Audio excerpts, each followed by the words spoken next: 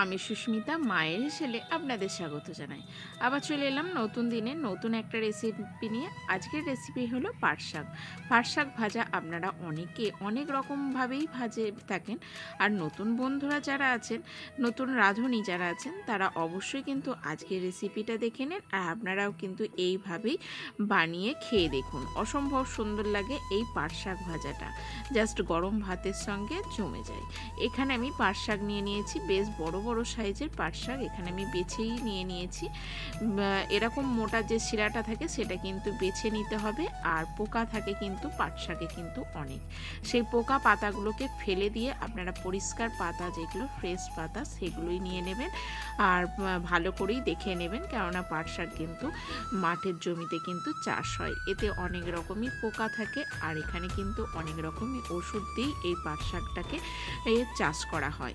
এবার আমি ভালো করে পাট শাকটাকে বেছে নিয়ে আমি একটু ছোট ছোট করে পিস করে নিয়েছিলাম, ঘুরে ধুয়ে নিয়েছি, ধুয়ে জল ঝরিয়ে নিয়েছি। এবার গ্যাসটাকে অন করে দিয়ে সামান্য হাফ গ্লাস মতো এখানে জল দিলাম, জলের মধ্যে অল্প একটু লবণ আর হলুদ দিলাম। ভালো করে একটু গরম করে নেওয়ার পর পাট শাকটাকে আমি একটু ভাবিয়ে নেব, যাতে পাট শাকের গায়ে কিন্তু অনেক ওষুধের যে কেমিক্যাল থাকে সেগুলো কিন্তু এইভাবে ভাবিয়ে নিলে সুন্দর সেগুলো কিন্তু নষ্ট হয়ে যায়, আর পাট শাকের গুণাগুণগুলো আমরা কিন্তু পেয়ে যাই। তার জন্য এই কাজটা ভালোভাবেই আপনাদের করে নিতে হবে, আর এরকম হলুদ আর লবণ দিয়েই কিন্তু কাজটা করতে হবে। সুন্দরভাবে দেখুন পাট শাকটাকে আমি ছোট ছোট পিস করে নিয়েছি।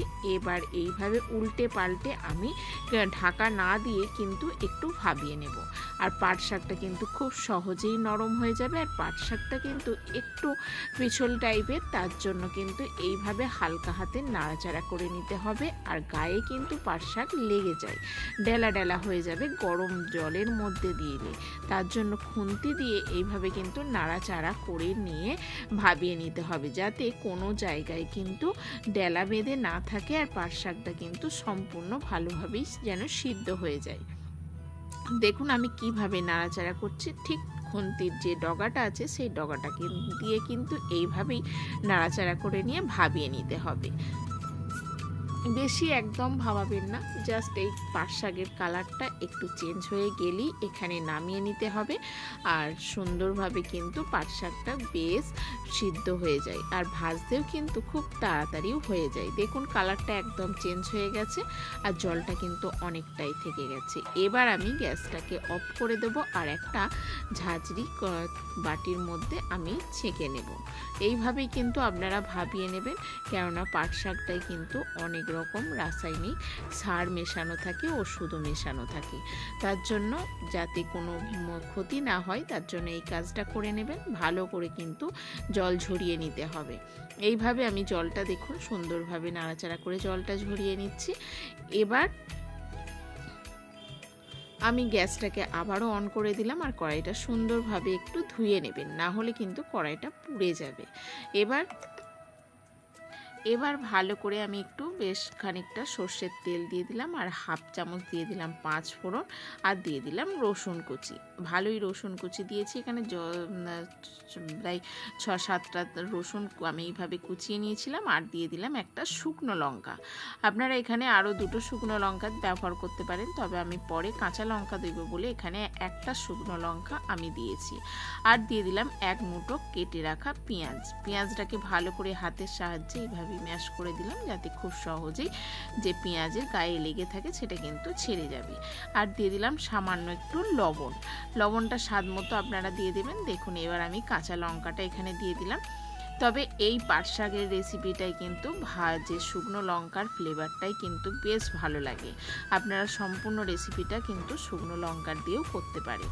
সুন্দরভাবে দেখুন ভাজা ভাজা হয়ে গেছে, আপনারা দেখেই বুঝতে পারছেন খুব সুন্দর কিন্তু গায়ের কালারটা চলে এসেছে। এর থেকে বেশি ভাজবেন না, তাহলে কিন্তু তিতো ভাব চলে আসবে।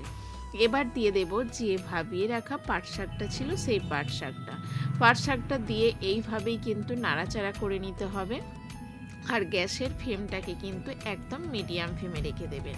হাই ফ্লেমে রেখে দিলে কিন্তু লেগে যাবে কড়াইয়ে, ভালো করে নাড়াচাড়া করতে পারবেন না, তাতে কি হবে পাট শাকটা কিন্তু ভালো করে আপনারা ভাজতে পারবেন না। তার জন্য এইভাবে মিডিয়াম ফ্লেমেই কিন্তু পাট শাকটা অনবরত এইভাবে খুন্তির ডগা দিয়ে নাড়াচাড়া করে নিতে হবে, যাতে কোনো জায়গায় ডেলা বেঁধে না থাকে, সম্পূর্ণ শাকটাই কিন্তু যেন ভালোভাবে ভাজা ভাজা হয়ে যায়। আপনারা কিন্তু পাট শাক ভাজা যখন হয়ে যাবে আপনারা দেখলেই বুঝতে পারবেন গায়ের কালারটা একদম চেঞ্জ হয়ে যাবে আর সুন্দর একটা ফ্লেভারও আসবে। দেখুন কত সুন্দরভাবে নাড়াচাড়া করে নিলাম আর পাট শাকটা কিন্তু একদম ঝরঝরেভাবেই কিন্তু ভাজা হয়ে গেছে। এইভাবে খুন্তির ডগা দিয়ে নাড়াচাড়া করে নিয়ে কিন্তু ভাজলে খুব সহজে ভাজা হয়ে যায়। দেখুন কত সুন্দর একটা রেসিপি, আর এটা কিন্তু গরম ভাতের সঙ্গে খুবই সুন্দর লাগে।